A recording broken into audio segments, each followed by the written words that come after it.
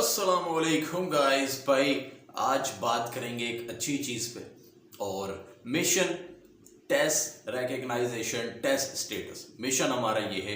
ये वीडियो उस हवाले से आपके लिए काम क्यों होने वाली है, तो एंड तक देखिएगा। और जो पहली दफ़ा आ रहा है पहले लाइक और सब्सक्राइब लाजमी दबाइएगा। बहुत सारे लोग मुझसे ये पूछ रहे हैं कि यार कि हम 2025 में टेस्ट नेशन बन जाएंगे या हम लोग 2027 में बन जाएंगे, हम कैसे बनेंगे। मैं उनको ये बताऊं, बनने को तो आप नेक्स्ट ईयर भी बन जाओ।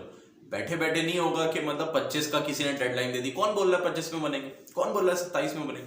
बैठे बैठे नहीं, मैं आपको पॉइंट्स बता देता हूँ कि क्या पॉइंट्स होते हैं। और मैंने यहाँ पे लिख लिए हैं आप लोगों के लिए ये सारे पॉइंट्स। अगर आप देखो ये मैं लिख के रखे हुए और इसीलिए उस पर बात की जाए। सबसे पहले अगर मैं पॉइंट्स पे चलूँ और पहला बिग पॉइंट अगर मैं आपको बताऊं, क्योंकि इस वीडियो में मैंने आपको पहले भी बताया था कि 70% तो हमने अचीव कर रही है कि जिस बुनियाद पे हम टेस्ट नेशन बन सकते हैं 60 to 70%।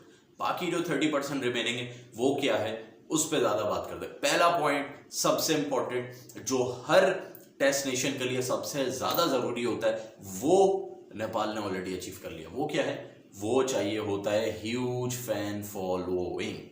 नंबर 1 पॉइंट है ह्यूज फैन फॉलोइंग। सो नेपाल ने ह्यूज फैन फॉलोइंग तो दुनिया को दिखा दी कि हमारी फैन फॉलोइंग बहुत बड़ी हो चुकी है। एक बंदे ने मुझसे पूछा था, कमेंट किया था, तो मैं यहाँ उनको भी रिप्लाई देता हूँ और बहुत सारे लोगों के दिमाग में ये सवाल होगा, उनको भी रिप्लाई देता हूँ।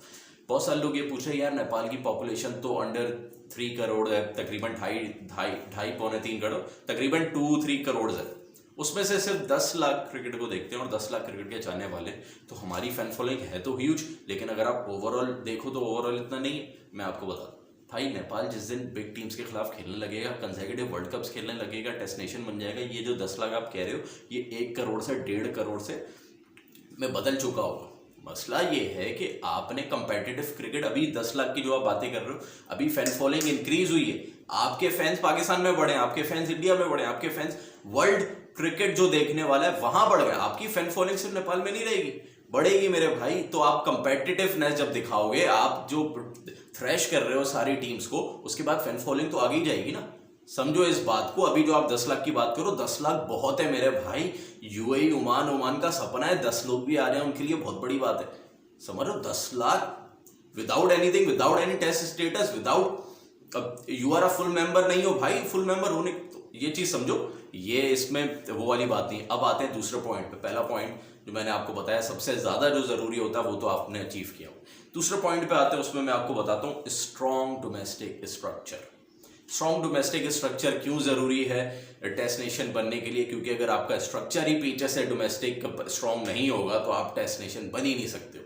क्यों नहीं बन सकते हो भाई, अगर आप टेस्ट नेशन, आप कंपेटिटिव, आपकी क्रिकेट ही नहीं आ रही होगी, लगातार आप क्रिकेट ही नहीं है आपके पास। डोमेस्टिक स्ट्रक्चर जो होना चाहिए कंपेटिटिव ऐसा होना चाहिए कि आपका मतलब एक स्ट्रॉन्ग होती है ना बेस, कि पीछे लड़के बैठे हुए हैं यार, ए टीम बोलो बी टीम बोलो, बैठे हुए और बहुत टैलेंट भरा हुआ है। तो स्ट्रॉन्ग डोमेस्टिक स्ट्रक्चर बनाना पड़ेगा नेपाल को और इस पे काम जारी है। I am glad. अब तीसरी चीज पे चलते हैं। तीसरी चीज में अगर आपको बोलो ट्रायल्स और कंसेक्यूटिव ट्रायल्स अगर आप करवाओ इन स्मॉल सिटीज जहां से आपको टैलेंट मिले, बहुत ज्यादा टैलेंट। मैं बड़ी बिग सिटीज की बात नहीं कर रहा हूँ कि काठमांडू, पोखरा और इधर उधर, स्मॉल सिटी जहाँ पे 19,000, 20,000, 40,000 ये वाली आवाम रहती है ना, जहाँ वहां पे ट्रायल्स आपको कराने पड़ेंगे, क्योंकि ऐसी ही जगहों से आपको रॉ टैलेंट मिलता है। पेस ही जिधर आपको पेस बॉलर्स मिल सकते हैं, आपको पावर हिटर्स मिल सकते हैं। तो ये चीज आप यहाँ से देख सकते हो। और पहाड़ी इलाके में अगर आपने करवा दिए ट्रायल्स, तो पहाड़ी इलाके के लोग आपको पता है, और नेपाल के आपको पता है गोरखास पावर। सो यहाँ पे एक ये भी है पॉइंट। और चौथे पॉइंट पे अगर मैं चलूँ तो वो है अंडर 19, अंडर 16 टूर्नामेंट्स। यानी आपके अंडर 16 के लड़के, अंडर 19 के लड़के कंपेटिटिव। और अभी मैं बहुत खुश हुआ कि नेपाल के अंडर 19 ने क्वालिफाई किया वर्ल्ड कप के लिए। It is a big achievement. Under 19, under 16 आपके टूर्नामेंट्स हो, जिस तरीके से पाकिस्तान में होते हैं, इंडिया में होते हैं और बहुत सारे टेस्ट नेशंस में होते हैं, वो under 19, under 16, even school cricket, club cricket, इनको प्रमोट करते हैं। आई स्टिल रिमेंबर, मैं स्कूल में था तो हमारे स्कूल में क्या नाम है वो, क्या कहते हैं यार, ये रेड बॉल टूर्नामेंट्स होते थे। मतलब स्कूल का बच्चा, आजकल स्कूल क्या है, अभी नेपाल में जाओ, पाकिस्तान में स्कूल कहाँ, बंगलों में खुले। अबे जब स्कूल ही इतना छोटा होगा तो स्कूल वाले ग्राउंड क्या देंगे मेरे भाई। तो ये सबसे बड़ा बैड पॉइंट है यहाँ पे साउथ एशियन कंट्रीज के लिए, कि अब स्कूल बंगलों में, छोटी छोटी जगहों पे छोटे छोटे खुलना शुरू हो गए, कि वहां पे वो क्या स्ट्रक्चर देंगे, क्या फैसिलिटीज देंगे। ये चीज़ है। हम लोग, मुझे याद है जब मैं स्कूल में था, हमारे रेड बॉल टूर्नामेंट्स होते थे, एक एक हफ्ते का गैप मिलता था जहाँ पे ग्राउंड में जाओ, पढ़ाई भी हो रही है, उसके साथ साथ आप क्रिकेट खेलो।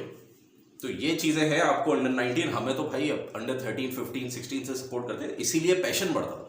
और लोग देखना सीखेंगे, स्टार्स बनेंगे, और लोगों में पैशन होगा और वो बोलेंगे नहीं यार ये क्रिकेट हम परस्यू कर सकते हैं। उसके बाद सैलरीज, इंक्रीज सैलरीज जब होंगी तो पीछे से आपके पास लड़के बहुत आएंगे। लेकिन आगे की कहानी, आगे अगर हम चले अंडर 19, अंडर 16 टूर्नामेंट्स, उसके बाद मोस्ट इंपॉर्टेंट पॉइंट है ये जो अभी आप अचीव कर सकते हो। जैसे मैंने फैन फॉलोइंग का बताया, ये पॉइंट आप इस साल अचीव कर सकते हो। वो है थ्रैशिंग बिग नेशंस, यानी आप बड़ी टीम्स को हरा रहे हो अपने घर में बाहर, यानी आप टेस्ट नेशंस को हरा रहे हो। और वो आपके पास गोल्डन अपॉर्चुनिटी कैसे आ रही है, इस साल आपके पास गोल्डन अपॉर्चुनिटीज है इन एशिया कप। हो जाए इंशाल्लाह, होता है तो एशिया कप में इंडिया पाकिस्तान में से किसी एक को भी बीट किया ना, आप जले आओगे यहाँ। और बीट ना भी किया तो कंपेटिटिव क्रिकेट खेली तो आपको फिर पता है, आपको एक्सपोजर नेक्स्ट लेवल हो जाएगा। उसके बाद आपके पास आ रहा है CW क्वालिफायर्स, ये जो वर्ल्ड कप क्वालिफायर्स आ रहे हैं, जिसमें आप जिम्बाब्वे टेस्ट नेशन है, इसको मारो, आयरलैंड टेस्ट नेशन है, इसको मारो, श्रीलंका, वेस्ट इंडीज, इन टीम्स को अगर आपने हरा दिया, और दुआ करो कि आपके ग्रुप में मैक्सिमम 2 टेस्ट टीम्स तो हो जिसमें आप एक को हराओ, फिर बाद में मैं तो चाहता हूं आप जीतो, सेमीफाइनल में जाओ, फाइनल में जाओ, जीतो। तो ये अगर आपने कर दिया, मैं तो कहता हूं नेक्स्ट ईयर, उसके नेक्स्ट ईयर आपके पास स्टेटस आ जाएगा मेरे भाई। बहुत सारे लोग आपको पागल बना रहे हैं कि 25 में 27 में मिल जाएगा, ऐसे ऐसे बैठे बैठे नहीं मिलता, और इससे बड़ी अपॉर्चुनिटी नहीं है। फिर इसके बाद T20 वर्ल्ड कप में भी आपकी क्वालिफिकेशन के बड़े अच्छे चांसेस है, और क्वालिफाई तो आप डायरेक्ट करते हुए मुझे नजर आ रहे हो, वहां आप किसी बड़ी टीम को हराते हो, तो बहुत अच्छे और सिनेरियोज है। उसके बाद अगर हम चले तो यार मस्ट हैव एटलीस्ट 2 स्टेडियम्स, यानी 2 इंटरनेशनल लेवल स्टेडियम। मैं फिर बार बार बोल रहा हूँ, इंटरनेशनल लेवल स्टेडियम जहाँ पे आपका पवेलियन हो, अकोमोडेशन आपकी पूरी हो, पवेलियन आपका हो, स्क्रीन्स हो, फ्लड लाइट हो, सीटिंग अरेंजमेंट हो, मीडिया हाउस हो, ये सारी चीज़ें हो। जब ये चीज़ें होंगी तो ICC आपको बहुत सारे मैचेस और खुद देगा, टीम्स आपके पास विजिट करेंगी। इसके बाद अगला पॉइंट ये है कि आप कंसेक्यूटिव सीरीजेस खेलो टेस्ट नेशन के साथ। तो वो कैसे खेलोगे, जब आपके पास ऐसे 2 ग्राउंड होंगे। तो ये पॉइंट है, ये भी बहुत बड़ा वैलिड पॉइंट है। उसके बाद अगर हम चलते हैं, बीट बिग टीम्स जो मैंने आपको बताया, उसके बाद कंटिन्यूस सीरीज हरानी है बड़ी टीम्स को, और consecutive times play ICC tournaments, यानी आप कंसेक्यूटिव टाइम, अभी मैं अगर आपको 8-9 साल का बताऊं तो 8-9 साल में हमने शायद 2 या 3 बार क्वालिफाई किया। तो इस बार आपका ये है कि आप T20 वर्ल्ड कप में भी कंसेक्यूटिव टाइम क्वालिफाई कर रहे हो, वर्ल्ड कप में भी क्वालिफाई कर रहे हो, T20 के, ODI के, फिर एशिया कप भी लगातार खेल रहे हो। तो ICC खुद ही मजबूर होगा, दुनिया खुद ही मजबूर होगी, ये चीज़ आपको करनी है। ये चीज़ें मैं वो पॉइंट बता रहा हूँ जो आपके हाथ में, किसी और के हाथ में नहीं है, खुद आपके हाथ में। उसके बाद अगर हम चले, आप बड़ी टीम्स के खिलाफ खेल रहे हो, कंसेक्यूटिव ICC टूर्नामेंट में क्वालिफाई कर रहे हो, और आखिरी पॉइंट है 4-डे टूर्नामेंट। अगर आप अपने घर में 4-डे टूर्नामेंट नहीं करवाओगे, जिस तरीके से पाकिस्तान करवाता है, कायदे आजम ट्रॉफी करवाते हैं हम, कायदे आजम ट्रॉफी होती है हमारी 4-डे टूर्नामेंट। इंडिया में जैसे आप देखो रांची ट्रॉफी वो लोग करवाते हैं, बहुत सारे और टूर्नामेंट्स करवाते हैं जिनसे लड़के आते हैं, और उनको देखो टेस्ट क्रिकेट असल क्रिकेट है, वो नहीं खेलनी आएगी तो फारिग सीन है भाई। आपके पास प्लेयर आने चाहिए जिनको टेस्ट क्रिकेट आती है, उससे मार धाड़ और T20 नहीं चलता। इसीलिए आपको 4-डे टूर्नामेंट एक ऐसा बनाना पड़ेगा जिसमें आपके पास लॉट बहुत ज्यादा है, समझ रहे हो, जैसे हर टीम के पास ऐसे ऐसे होते हैं। तो स्ट्रक्चर मजबूत करना, ये सारी चीजें, तो ये पॉइंट्स मैंने आपको जो बताए ना, ये जब आपके टिक होंगे ना, टिक मार्क इन सब पे जब आप लगाते जाओ, अभी जितने मैंने पॉइंट्स बताए खुद आप जज कर सकते हो तो कि आप किस किस पे टिक लगा सकते हो। बहुत सारी अभी और चीजें, 30 to 40% इनको मैंने इसलिए कहा क्योंकि ये कवर आराम से हो सकती है। आपने देखो, आपकी फैन फॉलोइंग है, आप कंसेक्यूटिव टाइम आप वर्ल्ड कप में क्वालिफाई भी करते हुए नजर आ रहे हो, आप एशिया कप खेलोगे, आप बड़ी टीम्स को हरा सकते हो, ये तभी 70% बोला है। बाकी इंफ्रास्ट्रक्चर, स्टेडियम, ये सब तो बन जाएगा, ये तो टेंशन नहीं है। असल अगर आपकी परफॉर्मेंस, तो ये मेन पॉइंट्स है मेरे भाई, जिसकी वजह से आप टेस्ट नेशन जल्द से जल्द बन सकते हो। अब ये काम है आपके बोर्ड का कि अगर वो जितना डिले करते हैं तो फिर ये 2025-27 तक की कहानी चली जाएगी। बट उसके लिए मैंने जैसे आपको बोला, यही पॉइंट्स हैं जिस पे आपको वर्कआउट करना पड़ेगा, और खुद आप अभी से देख लो कि अभी भी हम कहाँ स्टैंड कर रहे हैं, और हमें कब तक ये ICC टेस्ट नेशन रिकग्नाइजेशन मिल सकती है। तो मिशन मैंने आपको बोला हमारा मिशन है अगला, इसमें आदीज एक्सप्लेन में करके हम एक बात करेंगे, और ये मैंने मिशन पूरा बनाया हुआ भाई।